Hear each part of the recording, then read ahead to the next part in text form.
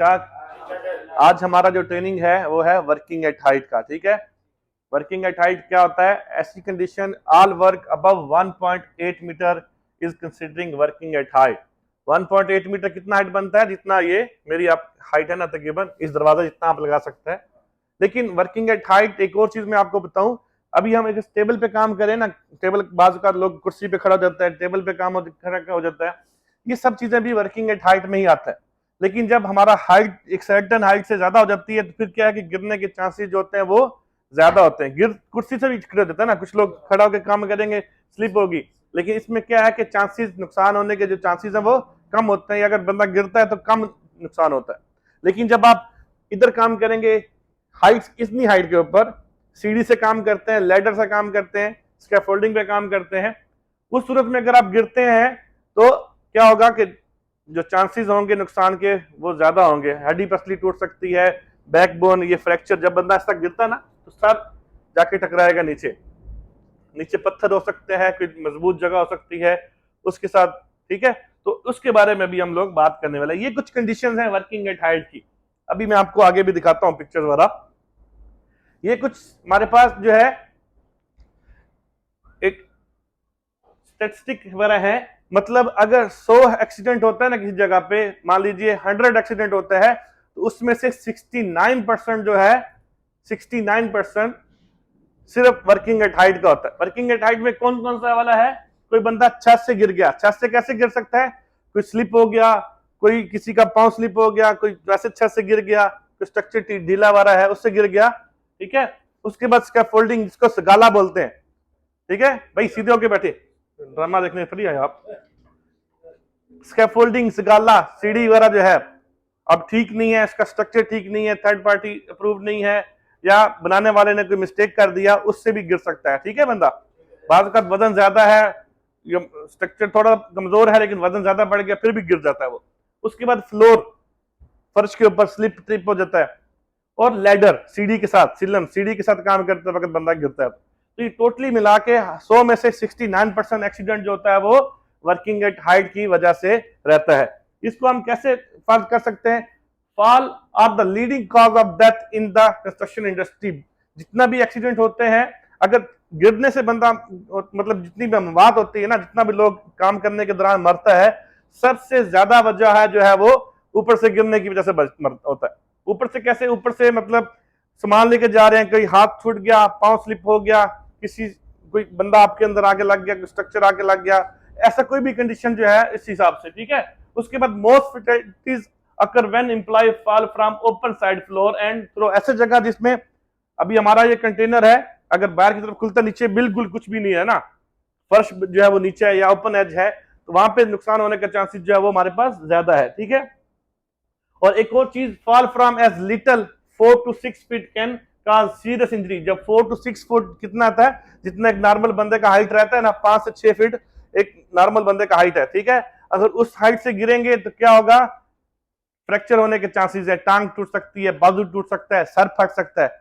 یہ سب چیزیں جو ہیں اس لیے بولتے ہیں all work Abu 1.8 matter is considering working at height. جب بھی آپ لوگ 1.8 میٹر سے اونچائی پہ کام کریں گے تو آپ کو فال protection horns, full body horns جو ہے وہ پہننا پڑے گا. ابھی آج کا جو ٹریننگ ہے اس کے بارے میں ہم بات کریں گے, ورکنگ ایٹ ہائٹ ہزارڈ کہ گر کیسے سکتے ہیں, یا نقصان کون کون سے ہزارڈ ہے ورکنگ ایٹ ہائٹ میں. ایک فالنگ آبجیکٹ ہے, اس کے بعد فال آف دا پرسن ہے, اس کے بعد ہم بات کریں گے پریکاشن کی حفاظتی تدابیر کیا ہیں, کون کون سا کام کریں گے تو ہم لوگ ورکنگ ایٹ ہائٹ پہ مطلب جب اونچائی پہ کام کریں گے تو گرنے کا چانسز جو ہے وہ کم ہو جائے گا, نہیں گر سکیں گے. ٹھیک ہے, اس کے بعد ٹائپ آف سیفٹی کی کون کون سا سیفٹی پروویژن جو ہے ہم اس کو لے سکتے ہیں. ٹھیک ہے, اس کے بعد انسپیکشن اور لیڈر, اور اس کے بعد معاملات جو ہیں اس کو دیکھتے ہیں. یہ 3 کنڈیشنز ہیں ورکنگ ایٹ ہائٹ کی. What is working at height? یہ 3 کنڈیشنز ہیں. ورکنگ آن اسکیفولڈ اور mobile elevated work plate form میوپ, یہ مشین رہتی ہے جس کے اندر ادھر جنگلہ والا بنا ہے, بندہ اس کے اوپر کھڑا ہو کے کام کرتا ہے. اس کی کیا ریکوائرمنٹ ہے وہ بھی میں آپ کو آگے جا کے بتاتا. ٹھیک ہے, اس کے بعد کلائمبنگ آن اسٹرکچر, سیم آپ لوگوں کا جو کام ہے اسٹیل فکسنگ والا, وال بن رہی ہے نا, اس کو ریٹیننگ وال میں آپ اسٹیل باندھنے کے لیے جو چڑھتا ہے ہارنس لگا کے, تو یہ سیم آپ والا کام ہے. P5 میں بھی جو آپ لوگوں کا کام کر رہے ہیں, ٹھیک ہے, کریٹک والا خاص طور پہ.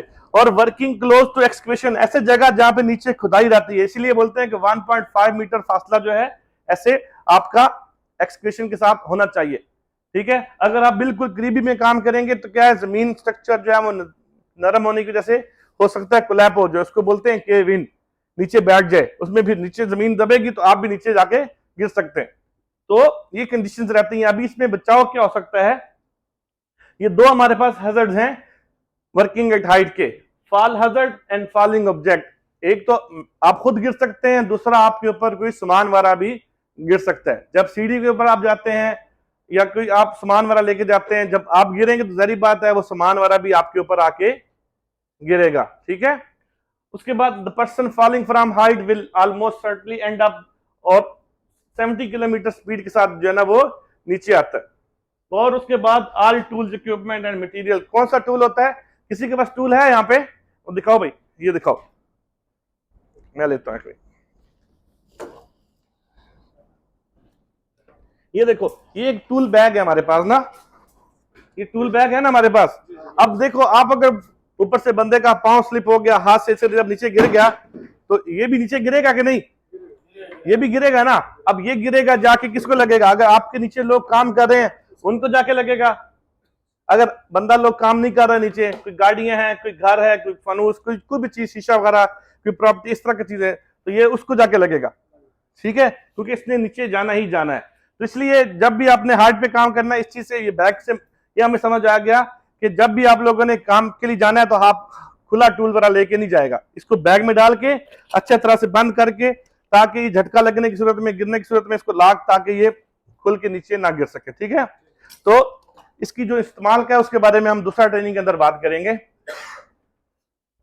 یہاں پہ پروٹیکشن ٹو بی ٹیکن, کس طریقے سے ہم اس کو بچا سکتے ہیں گرنے سے. Use body horns with fall back ریسٹر attach to the strong anchor point. یہ جو جس کے ساتھ اسٹرانگ اس کو باندھا ہوا ہے نا مضبوطی کے ساتھ, اس کو بولتے ہیں اینکر پوائنٹ. ٹھیک ہے, اس کے بعد body horns must be fitted with energy ابزارور. یہ جو حصہ ہے اس کو بولتے ہیں انرجی ابزارور, جھٹکا لگنے کی صورت میں یہ کھل جاتا ہے. ٹھیک ہے, اس کے بعد سیفٹی نیٹس اور tool and material to be kept away from the age. Age کیا ہوتا ہے, جو کارنر ہے, اسکیفولڈنگ پہ کام کر رہا ہے, سگالا پہ کام کر رہا ہے, تو اس کے لیے ہم کیا ٹو ورڈ لگاتا ہے, اور ایکسکیوشن کے ساتھ کام کر رہا ہے تو بیریکیشن وغیرہ لگاتے ہیں تاکہ کوئی بھی ایج چیزیں جو ہے وہ نیچے جا کے نہ گرے. تو یہاں پہ type of fall arrest equipment, یہ فل باڈی ہارنس کا فرنٹ سائڈ سے اور بیک سائڈ سے یہ اس کا پوزیشن ہو رہا ہے. ٹھیک ہے, ابھی اس کے ہم پارٹس کے بارے میں بات کریں گے, اس کو پہننے کے بارے میں بات کریں گے, لیکن اس کو پہننا کیسے ہے, سب سے پہلے اس کو ہم لوگوں نے دیکھنا ہوتا ہے کہ کہیں سے یہ ٹوٹا ہوا تو نہیں ہے, اس کا جو پٹی وغیرہ رہتا ہے, اسٹرپس وغیرہ جو ہے وہ ٹوٹا ہوا نہ ہو, کٹا ہوا نہ ہو, جلا ہوا نہ ہو, گرا نہ لگی ہو. ٹھیک ہے, تو اس طریقے سے آپ لوگ جو ہے اس کو کر سکتے ہیں. یہ دیکھیے types of fall arrest equipment, یہ اس کی ٹائپس ہیں.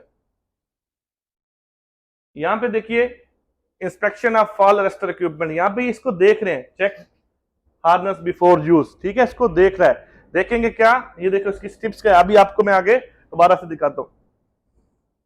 یہ اس کی ویبنگز ہیں, یہ جو پٹیاں ہوتی ہیں اس کو بولتے ہیں ویبنگز. انسپیکٹ کٹ, کریکس, کوئی بھی ایسا چیز, کوئی کیمیکل اس کے اوپر نہیں ہونا چاہیے.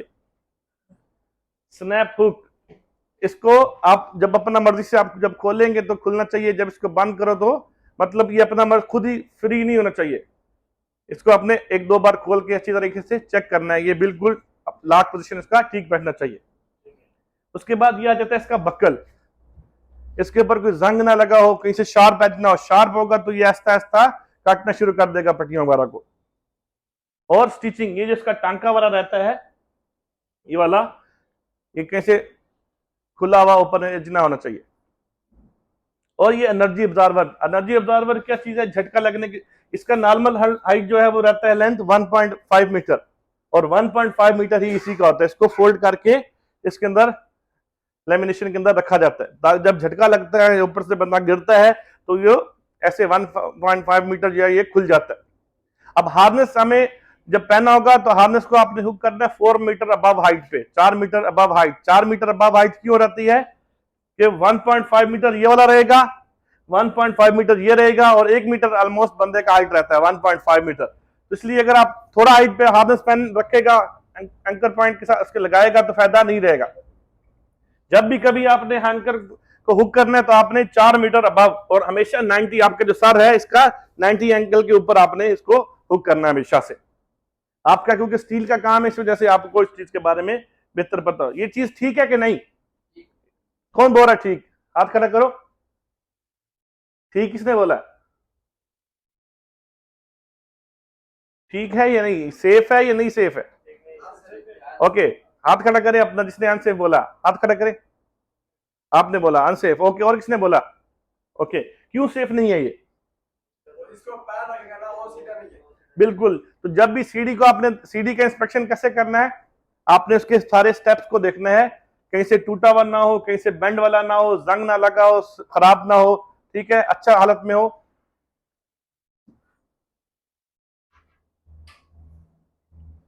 ये हमारे पास